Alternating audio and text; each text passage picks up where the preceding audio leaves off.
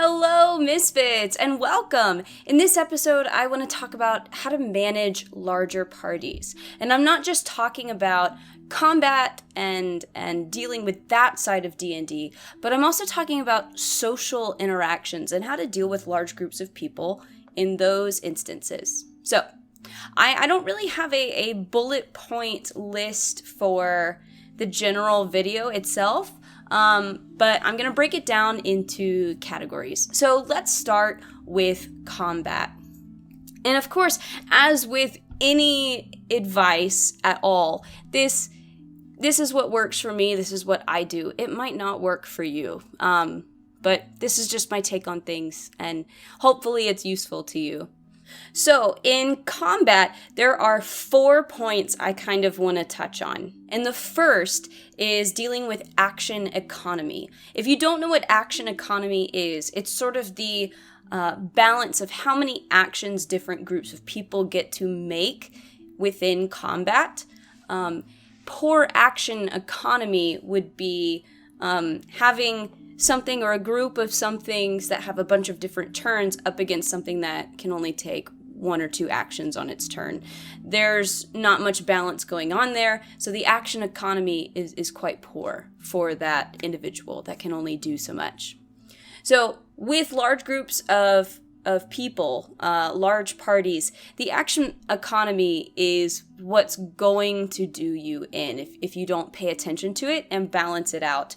If you have groups of 6+ players, you have 6 rounds or 6 turns of combat that you're having to survive against. And if you've only picked 1 or 2 monsters, their actions that they can perform really don't balance with the party itself. To counteract this, you're going to want monsters that can take multiple actions on their turn, or you're going to want multiple monsters. Try to have at least half the number of monsters to party players, and maybe leaning towards more. If you have the exact same number, that's fine as long as they're not super powerful, because then you're going to draw out your combat. And remember, the more turns in combat, the more things fighting in combat, the longer combat is going to take. So keep that in mind. The second tip I would want to make is don't be afraid to adjust stats and abilities. A number of times I will take a monster that I really like and I feel like is on theme or appropriate for them to fight, and I just give it more attacks, just to sort of balance things out and make sure that it can pack a bigger punch to more than just one player, and it's not just gonna go down super quickly and not have much of an impact. You can also sort of buff their health a little bit, have them last longer, so that you can get a little bit more mileage out of that monster in an encounter up against so many players. The third point I would want to make or give you advice about is consider spacing out your monsters within initiative. If you win initiative and they all go at the same time, that's great. But whenever all the party members' turns are sort of grouped together, it turns into this like overwhelming force against your monsters, and your monsters are going to go down pretty quickly because they're just being battered from all directions all at one time. If you can sort of space out your monsters a little bit in initiative, maybe fudge that just slightly. You don't have to do it all the time, but if you are planning to run a smaller group of monsters, then consider spacing them out through initiative, just to make things feel a little bit more balanced and feel like the threat is more constant, instead of, all right, we did our turn, and then the party just obliterates them in a big wave. Does that make sense? Number 4, know how your characters work.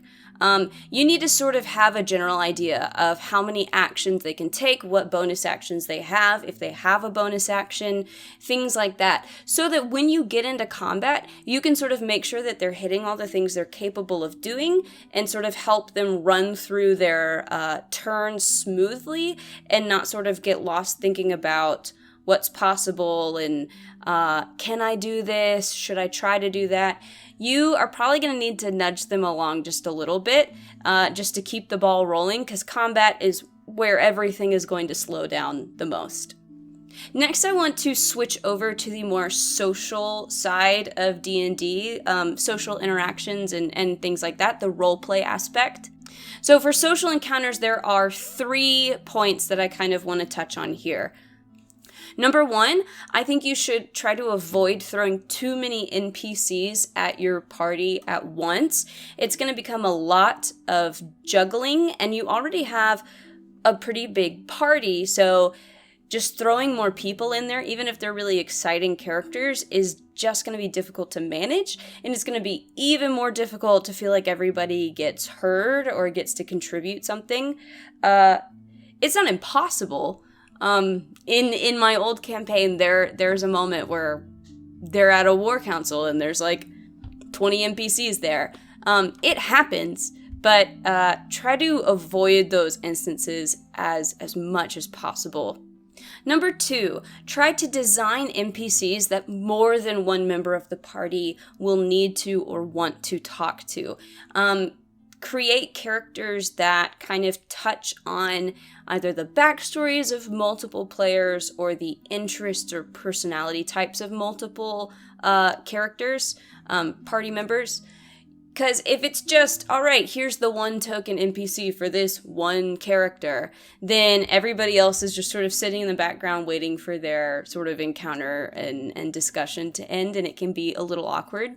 Again, it's okay for these things to happen every once in a while, just don't make a habit out of it, because then you have a lot of what feels like dead time for the other players, and you don't want them to get bored or lose interest. So that's why I say try to have NPCs that sort of are addressing multiple PCs or NPCs that multiple PCs need to talk to or would want to talk to.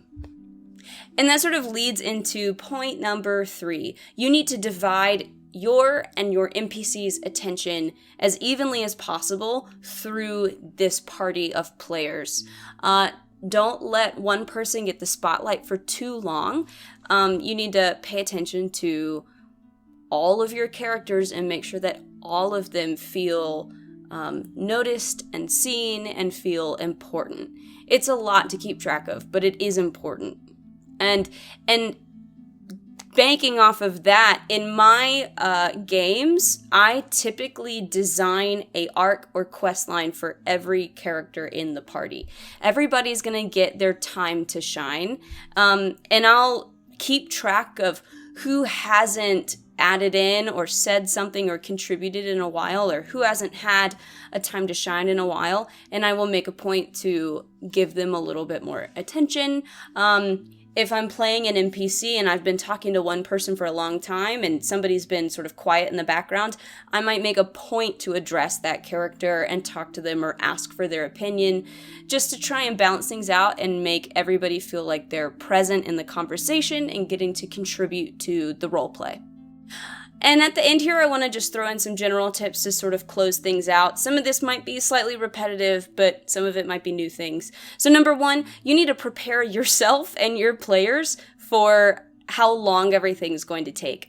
Everybody's just going to have to learn how to be a little bit more patient, because the more players you have, the more turns in combat you're dealing with, the more people need to talk to other people in roleplay and social encounters. It's all just going to take longer, so just make sure you check in with your players and prepare them for that. And if you ever think that things are taking too long, ask your players if they think it's taking too long. I used to think that combat was taking forever, and then when I checked in with my players, they all said it was fine, and I was worrying for nothing. So just be mindful of that. Communicate there.